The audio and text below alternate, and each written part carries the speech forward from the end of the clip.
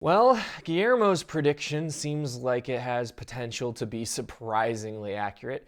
Hey, Drew here, and East of Eden is another excellent episode of City on a Hill. I think that the biggest moment this episode is clearly that Shaban gets shot by Anton, who is out on bail and is angry at DeCourcy for prosecuting him, I guess. Anton is not the smartest criminal, I do have to say. I feel like there's a clear contrast being drawn between him and Kelvin, and in almost every single situation, Kelvin comes out looking the better for the decisions that he's making in contrast to his brothers. And it was interesting, this moment. I think that one of the interesting things that this season has done is obviously they're delving a lot into abuses of power by law enforcement and police brutality, particularly against minorities. And the question they're asking, of course, is, how can DeCourcy be willing to represent this system against people that, maybe won't get the same type of justice that other people will get? And there's a conversation between Shaban and DeCourcy where they discuss this very thing, how they can both be trying to do the right thing, both trying to make sure that justice happens. Her by making sure that everyone is treated the same way by the justice system, and him by making sure that criminals don't get away with crimes. And I feel like it's an interesting discussion because Anton is guilty as sin. I feel like, oftentimes we're having this discussion and it's about an innocent person who's been the victim of police brutality. And obviously, Anton was beat while in custody, even though he had attacked the police officer first. At the point that he got beaten, he had stopped resisting arrest, so there was some police brutality enacted against him. But he is this criminal, and his actions have resulted in the deaths of multiple characters at this point. And in this case, it's interesting because you wonder, well, will what he did have an impact on Shaban when she finds out? If she were to lose her child, for instance, which she hasn't yet, but she very well could, would that impact her decision to represent him?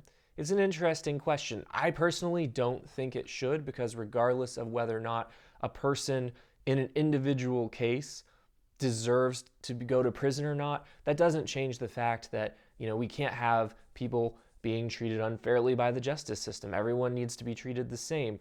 And even if you're a criminal, you deserve a good defense. That's how we guarantee that people don't go to prison who are innocent. And it's interesting that this is obviously the impetus for getting Jackie and DeCourcy working together again. Now, I feel like the season should have gotten them working together earlier on. I feel like by episode 2 or 3, they really should have been working together already. I feel like they're both strong characters, both interesting characters in their own right, but I feel like this show in season 1 was at its strongest when they were butting heads, and when DeCourcy was kind of showing Jackie Jackie was showing DeCourcy how the city works, the ins and outs, and kind of helping him to get through some of the red tape and to grease some wheels. I thought that was the most interesting part of season 1, so I'm glad to have them working together again. Now, I question whether DeCourcy would ever work with Jackie again after all the things he knows that Jackie has done. And it's interesting, you also see Karen Shimizu giving Jackie a chance somewhat, although it's only on the condition that he goes away quietly once he solves this case. But I like what they're doing with Jackie's character. He started off this season in a really dark spot, and now he's not trying to turn over a new leaf, as he so eloquently put it. He's trying to make an adjustment. And it's interesting. People are really good at doing this sort of thing. We're really good at making big, dramatic actions that, win people over. But oftentimes I think people are less good when it comes to actually just living out consistently in the light of day. So I imagine that Jackie is not on the straight and narrow.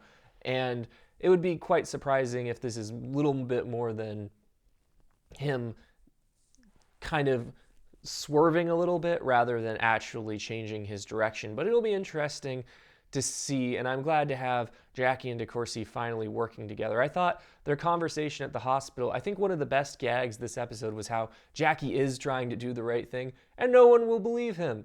And he's like, I don't understand. I've had more difficulty doing the right thing that I had doing all these other bad things. And I think part of it is most of the time when Jackie approaches people, it's obvious what he wants.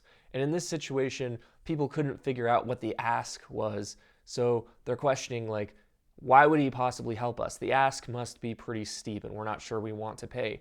But seemingly, and maybe I'm just being gullible, but I feel like he's actually making an attempt to make amends. Now, a big part of him working with DeCourcy, from DeCourcy's perspective, is that he has to do things the right way, which kind of got tossed out the window at the end of this episode when Jackie showed up at Grace Campbell's apartment to interrogate her with a gun in her face. So we'll see where that goes. Obviously, I think that scene was intended to be a big cliffhanger. I liked the jump cut from the conversation between DeCourcy and Jackie at the bar, and then they cut to the music Let's Work Together by Canned Heat playing, and then they show Jackie driving to find Grace Campbell. I thought that cut was very well done, and it kind of sums up what happened this episode and where things are headed. It's going to be them working together again and butting heads again, and I'm excited for it.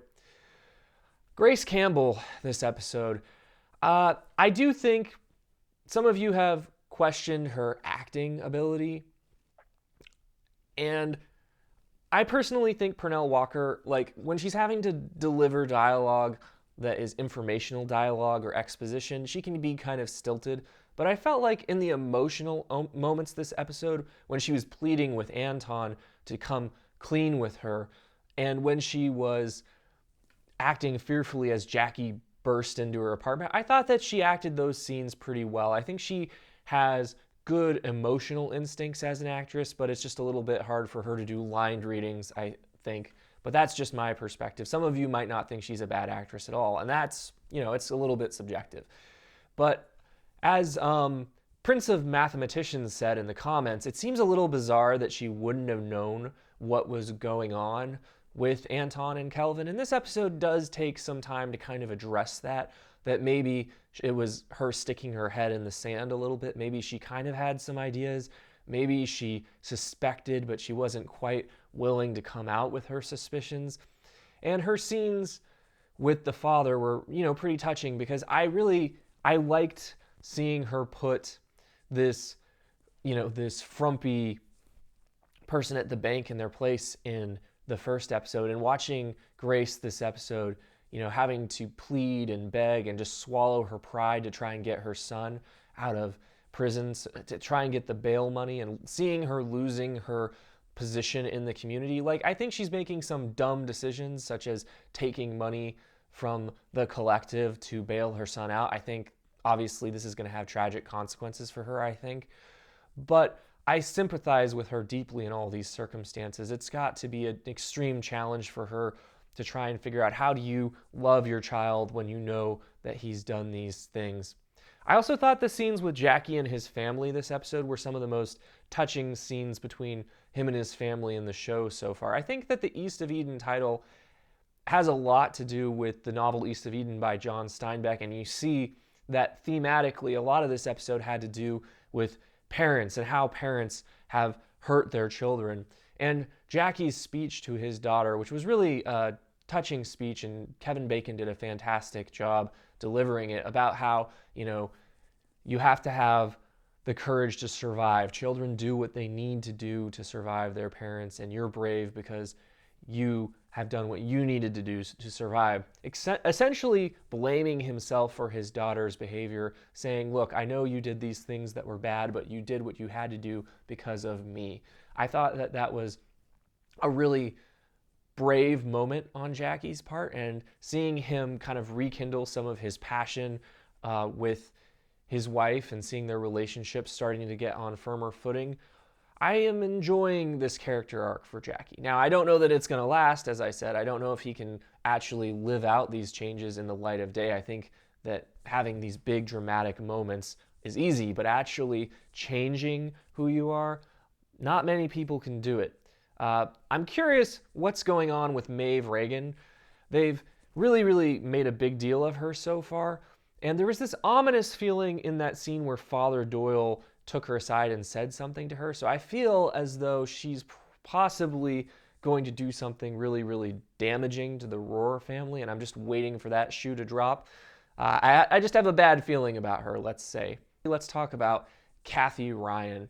I think it was an interesting scene when she approached Kelvin. Obviously, she hasn't had to really pay the consequences from law enforcement for killing Jimmy, but to a certain extent, I feel like her decision to kill him was pretty short-sighted, because now, it's like Kelvin's like, well, we're not working with you. And now she's finding herself in with someone who knows where she lives and is threatening her. And obviously, she's like, I got a gun, I can take care of my family.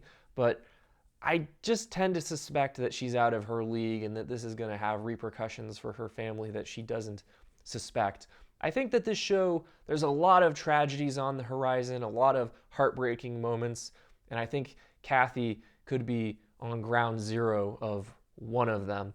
I think, like I said, I understand why she killed Jimmy. It made sense from a plot perspective, but it also was, again, short-sighted because now she doesn't have someone to go to Kelvin to keep that barrier between her and these people that are dealing drugs, and now the violence could come into her own home. Lastly, I would bring up Kelvin. I brought up how he's kind of an interesting contrast with Anton, because Anton just makes bad decision after bad decision, and how dumb can you be to try and kill the prosecuting attorney in your case? They're just going to find someone else to prosecute you, man.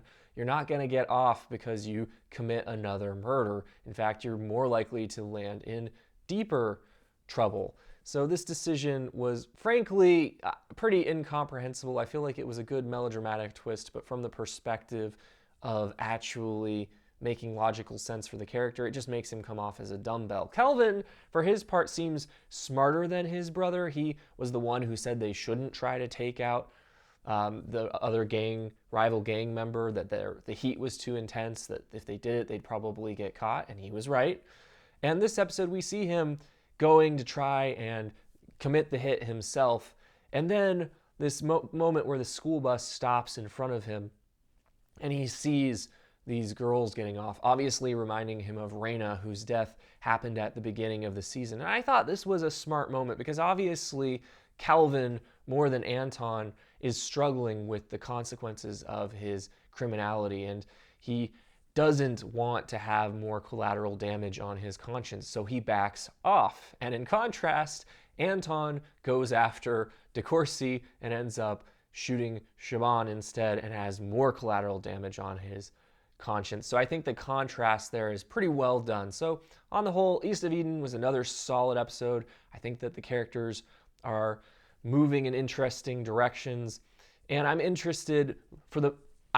really, really interested to see what happens with Grace Campbell and with Kathy Ryan, but I'm also interested to see Jackie and DeCourcy finally working together again. So those are my thoughts on this episode for what they are worth. If you're interested in seeing my upcoming reviews of other shows, please consider subscribing. As always, thanks for watching.